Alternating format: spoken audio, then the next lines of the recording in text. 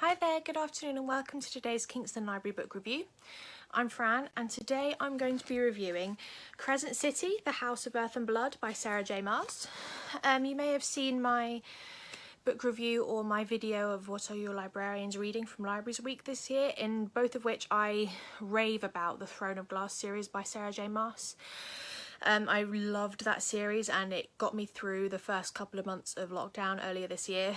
And this book I received for my birthday and I decided to read it for this lockdown. However, I couldn't wait that long and I read it in about 5 days. It's about 800 pages and I read it in literally about 5 days. And I absolutely loved it. It is Sarah J. Maas's first book for adults.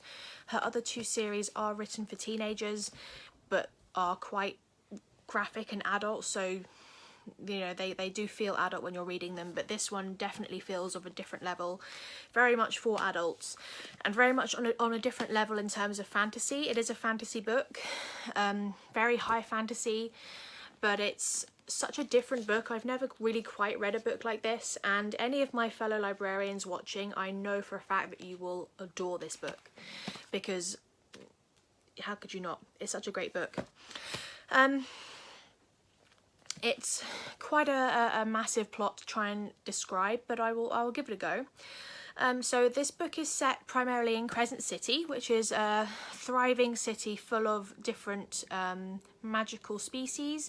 So in this world there are not only humans, but there are also angels, fae, which are kind of like elves, like from Lord of the Rings, kind of like those sort of elves, but they're called fae. There's mermen, there's vampires, there are shapeshifters into all different kinds of animals. There are witches, there are demons, nymphs and sprites, and loads and loads and loads of different creatures, humanoid creatures that all kind of live together in this city. There is definitely a hierarchy, there's definitely a pecking order in this city, in this society, and humans are quite low down because they don't have magical powers and they're not immortal. But the main character is a young lady, a sort of a woman in her early 30s named Bryce, who is half human, half fae. And in this society, if you're a mixed race, mixed heritage, you are the lowest of the low. You are just considered trash. And Bryce doesn't really care about that. She's a very strong-minded, strong young woman who works as an antiquities dealer for a witch named Jezebel, and she's very happy with her life. Her best friend Danica is the leader, the alpha of a pack of werewolves, wolf shifters, and Danica is the heir to the throne, if you like, of the wolf clan. And they are absolute best friends. They're sisters in all but blood. But at the very beginning of the book, Bryce suffers an unspeakable tragedy, just a really awful, heartbreaking tragedy. I won't go into it because I actually didn't read the blurb of this book before I started reading it, and it completely shocked me, the twist at the beginning of this book. So don't read the blurb. I'll try and be as vague as I can. But Bryce suffers a really unspeakable tragedy, and the book picks up 2 years later, and Bryce is still suffering from the after effects of what's happened. She has suffering from mental illness issues. She's trying to be more herself, trying to be herself to everyone else, but she isn't really living her life anymore. But the tragedy that affected her, that thing has started happening again to other people. So Bryce, because she survived the previous incident and was a witness to it, she has been tasked with trying to track down the perpetrator of these crimes, and she has been paired with an angel named Hunt, who is a fallen angel who is technically a slave, and they've been paired together to try and track down this awful person or entity. So the book is primarily about that. It's very sort of a buddy cop kind of vibe, as Bryce and Hunt, you know, get off on the wrong foot massively. They have very much sort of skewed perceptions of each other, and it's about them trying to kind of come to terms.